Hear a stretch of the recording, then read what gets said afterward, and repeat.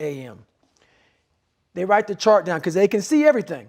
They know exactly what you're fucking supposed to be. They know what you're supposed to be. You die, you go to so-called heaven. You arrive at heaven, I'm 300 pounds. I retired as an Ecolab guy, which is okay. It's just a job, whatever. I go up there and God looks at me and he shows me my chart. And my chart on there says you were supposed to be a Navy SEAL. You're supposed to weigh 185 pounds. You're supposed to be one of the smartest people on the planet, this, all this. You see this. And now you're in heaven, you made it to heaven, but you're like, God, Doug, I was supposed to live that life. I was supposed to live that life. And then you find out that the reason why, because we all think that if we pray on it, if we do this, if we do that, whatever, if we don't work, we just, whatever, it's going to magically happen for us.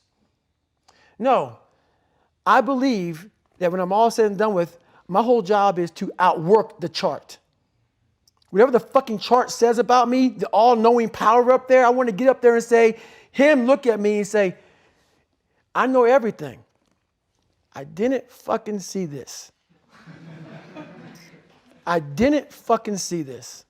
I want to feel that. I want to get to the other end of this fucking world, and however I'm being judged, whoever's judging me, to look at me and say, I did not fucking know. I had you at 185, I had you at this, but all this other shit, I was riding as you were living it. I want to find more. All I can.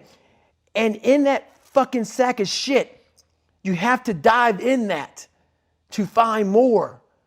Because if you're not willing to go in there and face yourself, you're not going to find anything. You're going to live right here on surface, man, right here on surface. So if there is an ending to this world and there is somewhere to go and there's a judgment, you're going to get there and you might see a chart. And that chart may tell you who the fuck you should have been. And now you get the rest of your life to think about that. Man, I could have lived a much better life if I just would have just suffered a little bit more. If I just would have went in that shit and realized I had so much more. But fear and the 40% and living here versus living here, being afraid, stopped me. So I'm a big guy in visualizing. I'm a big guy in making a world. It may not exist. To me, it does. To me, it does. And I'm overpowering myself every day. And you got to find tools to do that. That's the tool that I use. So that's what it's all about. God damn. You said in the book that the only thing to fear is the man staring back at you in the mirror. I thought that was insanely powerful and seems tied to this. Is there something else to that, or is that what you're talking about? That's all I'm talking about. Like your biggest enemy, the most important conversation you will ever have in your fucking life is the one you have with yourself. You wake up with it, you walk around with it, you go to bed with it. Eventually, you're going to act on it, whether you're good or bad. You have to. That's why the whole thing about this book I have, it's about you. It is about you. It's strictly about you finding who you are. So many people die, live 100 years, never fucking know who they are.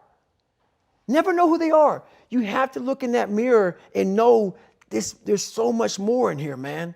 Because I could literally right now be a 300-pound guy spraying for cockroaches still to this day if I did not look in that mirror and say, there has to be more to this. This can't be it.